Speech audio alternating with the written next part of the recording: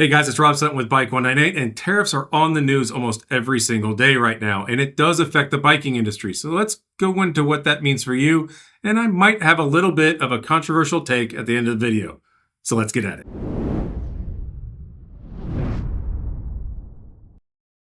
So unless you've been living underneath the rock the past couple of months, tariffs have been in the news almost every single day. And this does directly affect the biking industry, as over the past couple of decades, the industry has really moved to offshore production. All of your favorite brands that you buy in the US and Europe, almost 95% of them are produced in an Asian country.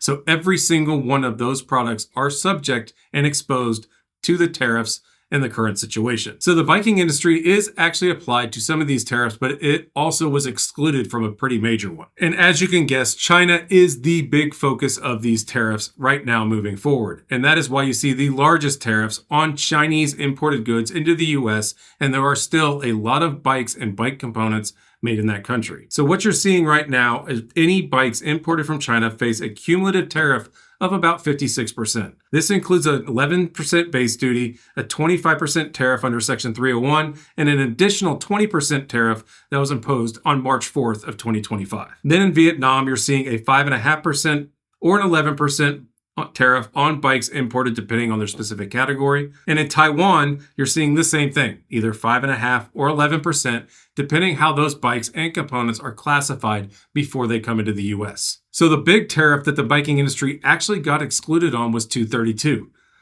And I'm sure if you're not following this real closely, you probably have no clue what I'm talking about, but that is the 25% tariff that was put on aluminum and steel imported into the US. So luckily for the biking industry, in this case, they fell under several different HTS codes for bike and bike components that had them excluded from this aluminum and steel tariff. They were codes 8711, 8712, and 8714. If they didn't have those exclusions in place, the bikes and bike components, everything from frames, forks, and components, would have been subject to an additional 25% tariff no matter where they were manufactured outside of the US. Now, what you're hearing about coming up April 2nd is a completely different tariff that bikes could be subject to. And this tariff is actually called a reciprocal tariff. So what's not talked about a lot in the news is the fact that other countries have a lot of tariffs on the US if the US wants to import goods into that country. For example, in Vietnam, they have a 6% tariff on any US bikes imported into their country and a 20% tariff if that's an e-bike. So you have several different countries throughout the world that actually have a tariff that applies to the US if we try to export into their country. So on April 2nd, they're actually looking at doing a reciprocal tariff on these countries that have a tariff on us. So that definitely could affect the biking industry in these areas outside of China. So as you can see, these tariffs can have a real effect on bike prices and bike component prices here in the United States. And then here's my controversial part of the topic and the way I see it. And maybe I'm a little bit too nostalgic, or I'm just a little bit naive.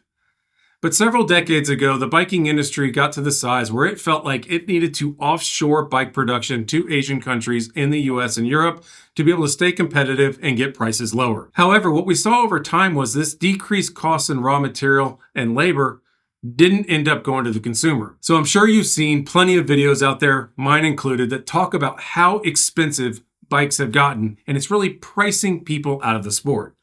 It is not an uncommon thing right now to see bikes over $10,000. We are now calling budget bikes in the $3,000 to $4,000 range, and that is really too expensive for a lot of people to get into the sport. So now not only do we have offshore production, but we also have the high prices. So what's my controversial take? I'm not really disappointed if some of these tariffs bring the production back to the US. If we're going to have these exorbitant high prices anyway, why aren't we creating jobs in the US and Europe instead of offshoring that overseas? Right now, we're getting the worst of both worlds. We don't get the jobs and we have the high prices. So if these tariffs force some of this production to come back like it was in the olden days, maybe that's not totally a bad thing. I am old enough to remember when Trek, Specialized, Santa Cruz, all of those were US domestic manufacturing companies that sold bikes to the US and Europe. Now they're essentially design companies in the US that offshore all of their production. And then I remember the days of drooling over hand-welded aluminum frames from people like Turner Bikes made right here in California. And it's really driven a lot of those companies to not be able to compete anymore because they can't offshore everything overseas and get those same profit margins. And now they really can't compete on the level with a Specialized Trek or some of these other ones that are offshoring all of their carbon and aluminum manufacturing overseas. So a lot of those brands really couldn't compete price-wise when they first made the shift to Asia, and now that they've got the market share, they creep the price right back up to where it was anyway and push those people out of the market. So yes, while I don't like higher prices on things, I really don't think it would be that bad of a deal if we started to see more manufacturing of bikes in the US and Europe. So guys, I want to hear what you think. Hit up the comment section below. Do you think my take is really controversial, or is it something you'd like to see at the same time? Let me know down in the comment section below. If you enjoyed this video, please give it a thumbs up. Consider subscribing to Bike 198 for more videos like this in the future. Until then, on to the next one. Thanks guys, see ya.